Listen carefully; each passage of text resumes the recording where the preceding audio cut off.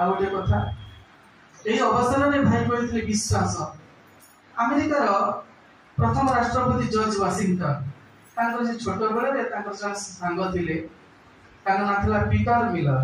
दी जन पढ़ुले बाल्य चपल अवसर जावापर यौवन पदार्पण कर निज निजर दिग परिवर्तन हो गला। वाशिंगटन हो गले अमेरिकार प्रथम राष्ट्रपति एवं पीटर मिलर हो गले आध्यात्मिक पथर जड़े श्रेष्ठ धर्मजाचक बिशप जहाँ जीवन दी जन जीवन दर्शन में आगे गले जे माने आध्यात्मिक पथरे आगाती सतरे अनेक बाधा विघ्न भाई जोड़ा कहले आसे प्रतिबंधक आसीला पीटर मिलर जीवन क्षेत्र में अनेक समालोचना कले जन श्रेष्ठ समालोचक थे व्हिटमैन बहुत समालोचना करती से जने पेपर जड़े संपादक थे पेपर संपादकीय अनेक विरोधात्मक कथा लिखती पीटर मिलर विषय इतनी लिखती जे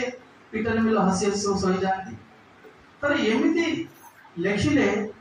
पीटर मिलर को फांसी दंड माने व्हिटमैन को फांसी दंड ही गला ना व्हिटमैन एमती थरे दोष पर दोष करी चलिले जे पाप करे से आउरी बढ़ी बढ़ी चले तर पापटा एमती लेखा एवं समालोचना विभिन्न कथा कले सरकार ताको फांसी दंड दंडित करे ए कथा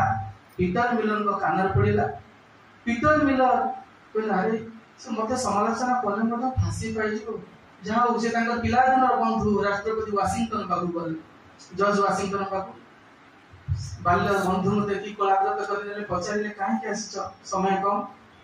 छोटो पीटर मिलर के आगे एमती कथा वाशिंगटन एमती हिची तू गोटे कौन कह रक्षा कर ये कथा शुणी वाशिंगटन रागी गले कहला तते एते समालोचना करछि एते तते निंदा करछि तू कोनी कहछु ता जीवन रक्षा करे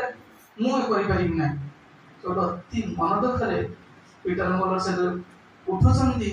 उठिया किछि बड जाइछन वाशिंगटन डाकिले come here Peter come here डाकिले कलाकृत कर परंतु सतरे देवता ना कोन रे मो सिना राष्ट्रपति हिची तो आध्यात्मिक क्षेत्र में अनेक ऊपर जाइछु तू सतर देवता और देवता कथा कोन ये साधारण मनुष्य काटी पारिबो तो कथा हो तेणु विश्वास भल पाइबा एवं ई दुष्ट भाई जो कहले विश्वास ए गुडे कथा मन पड़े आम प्रिय भाई को क्षेत्र में मध्य से आथिला भाई आध्यात्मिक पथरे केते आगे जाइथिले एवं तांकर जन बंधु से जन उच्च पदस्थ अफिसर थिले से कहले पत्र दुर्गाचरण तू जो तो बाबू एते लोग आसुन मो को के जण फुलौलीर महिमा संबंध में मध्य आलोचना होला भाई सुंदर भाव रे हम मन पकई देले फुलौली होची ठाकुर हमको आकर्षण करंती एवं ठाकुरंकर आशीर्वाद मिले ठाकुरंकर भक्ति भावना सृष्टि